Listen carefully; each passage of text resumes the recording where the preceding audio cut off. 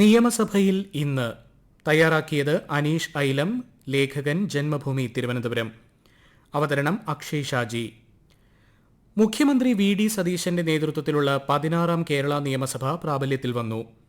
നിയമസഭാ തെരഞ്ഞെടുപ്പിൽ വിജയിച്ച 140 അംഗങ്ങളും സത്യപ്രതിജ്ഞ ചെയ്ത് നിയമസഭാ സാമാജികരായി.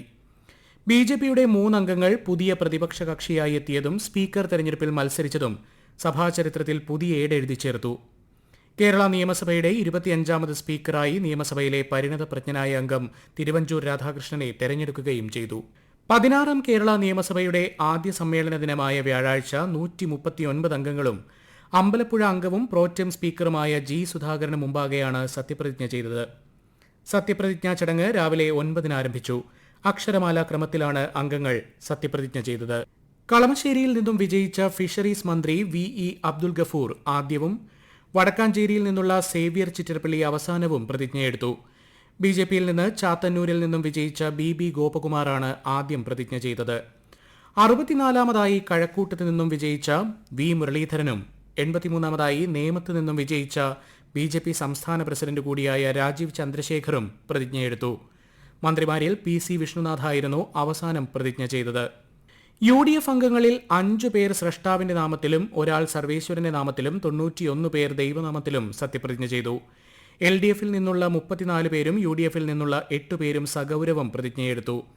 എൽ.ഡി.എഫിലെ കൂത്തുപറമ്പ് എം.എൽ.എ പ്രവീണിന്റെ പ്രതിജ്ഞ ദൈവനാമത്തിലായിരുന്നു.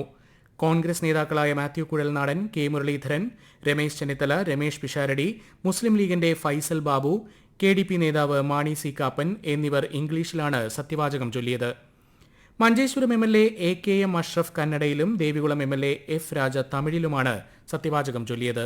പ്രതിജ്ഞ കഴിഞ്ഞ് ഓരോ അംഗവും തെരഞ്ഞെടുപ്പിൽ വിജയിച്ചതിന്റെ സർട്ടിഫിക്കറ്റും കൂറുമാറ്റ നിരോധന നിയമപ്രകാരമുള്ള സത്യവാങ്മൂലവും സമർപ്പിച്ച ശേഷം പ്രോറ്റം സ്പീക്കറെ അഭിവാദ്യം ചെയ്താണ് ഇരിപ്പിടത്തിലേക്ക് മടങ്ങിയത്. 12:30ഓടെയാണ് സത്യപ്രതിജ്ഞാ ചടങ്ങ് പൂർത്തിയായത്.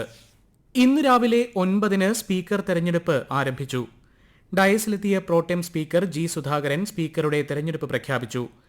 ഭരണകക്ഷിയിൽ നിന്നും കോട്ടയം അംഗം തിരുവഞ്ചൂർ രാധാകൃഷ്ണനും എൽ.ഡി.എഫിൽ നിന്നും കുന്നംകുളം അംഗം എ.സി. മൊയ്തീനും ബി.ജെ.പിയിൽ നിന്നും ചാത്തന്നൂർ അംഗം ബി ഗോപകുമാറുമായിരുന്നു സ്ഥാനാർത്ഥികൾ.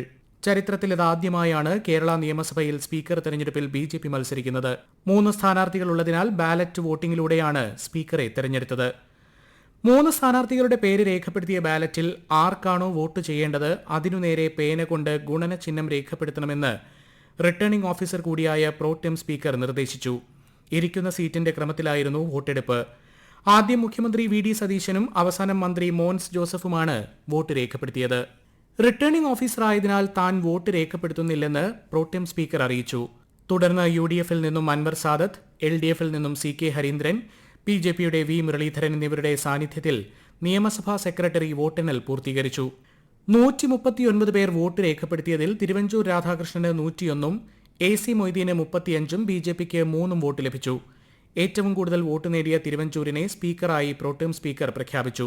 സത്യപ്രതിജ്ഞയ്ക്കും സ്പീക്കർ തെരഞ്ഞെടുപ്പിനും സഹകരിച്ച എല്ലാവർക്കും നന്ദി രേഖപ്പെടുത്തി ജി സുധാകരൻ പ്രോറ്റം സ്പീക്കർ സ്ഥാനമൊഴിഞ്ഞു.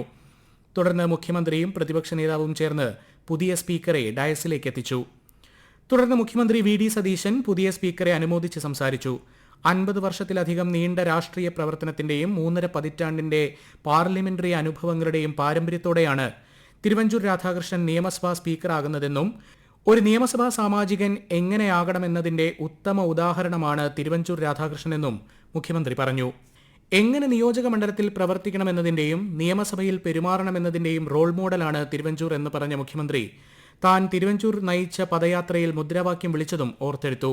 വൈവിധ്യമാർന്ന പ്രതിഭാശാലിയാണ് തിരുവഞ്ചൂർ രാധാകൃഷ്ണനെന്നും പ്രതിപക്ഷ ശബ്ദം കൂടി അംഗീകരിക്കാൻ അദ്ദേഹത്തിന് കഴിയട്ടെയെന്നും പ്രതിപക്ഷ നേതാവ് പിണറായി വിജയൻ പറഞ്ഞു. അർഹിക്കുന്ന ആൾ അർഹിക്കുന്ന കസേരയിലെത്തിയെന്നും സരസത കലർന്ന ശാസനയിൽ സഭ കൊണ്ടുപോകുമെന്നുമാണ് പ്രതീക്ഷിക്കുന്നതെന്നും മുസ്ലിം ലീഗ് അംഗവും മന്ത്രിയുമായ പി.കെ. കുഞ്ഞാലിക്കുട്ടിയും പ്രതിപക്ഷത്തിരുന്നപ്പോൾ അവകാശത്തിനു വേണ്ടി ഉന്നയിച്ച കാര്യങ്ങൾ ഓർക്കണമെന്ന് സി.പി.ഐ കക്ഷി നേതാവ് കെ. രാജനും പറഞ്ഞു.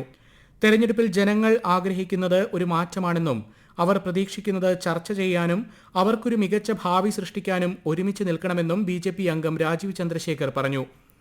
ജനങ്ങളിൽ നിന്ന് ലഭിക്കുന്ന പ്രശ്നങ്ങൾ അവതരിപ്പിക്കാൻ ബി.ജെ.പി എം.എൽ.എമാരെ അനുവദിക്കണമെന്നും പുതിയ എം.എൽ.എമാരെ പ്രോത്സാഹിപ്പിക്കണമെന്നുമുള്ള അഭ്യർത്ഥനയും മുന്നോട്ട് വെച്ചു. കക്ഷി നേതാക്കളായ Mons Joseph, Mani C Kappan, K Rama, Anoop Jacob, speaker സ്ഥാനാർത്ഥികളായി മത്സരിച്ച AC മൊയ്തീൻ, BB ഗോപകുമാർ എന്നിവരും തിരുവഞ്ചൂർ രാധാകൃഷ്ണന് അഭിനന്ദനമറിയിച്ചു. തുടർന്ന് സ്പീക്കർ സംസാരിച്ചു. സഭയിലെ എല്ലാ അംഗങ്ങൾക്കും സ്വതന്ത്രമായും നിർഭയമായും പക്ഷഭേദമില്ലാതെയും കാര്യങ്ങൾ അവതരിപ്പിക്കാൻ അവസരമുണ്ടാകുമെന്ന് സ്പീക്കർ പറഞ്ഞു. ഭരണഘടനയുടെ 4ാം തൂണായ മാധ്യമങ്ങൾക്ക് സ്വാതന്ത്ര്യത്തോടെ പ്രവർത്തിക്കാനുള്ള സൌകര്യമൊരുക്കും. ഭരണ പ്രതിപക്ഷത്തിന് ഒരുപോലെ നീതി ഉറപ്പാക്കുമെന്നും തിരുവഞ്ചൂർ രാധാകൃഷ്ണൻ പറഞ്ഞു. തുടർന്ന് പ്രതിപക്ഷ നേതാവായി CPIM അംഗം പിണറായി വിജയനെ നിർദ്ദേശിച്ചത് സ്പീക്കർ അംഗീകരിച്ചു. ശേഷം സഭ മെയ് 29-ന് ചേരുമെന്ന് പ്രഖ്യാപിച്ച് സഭ ഇന്നത്തേക്ക് പിരിയുകയായിരുന്നു.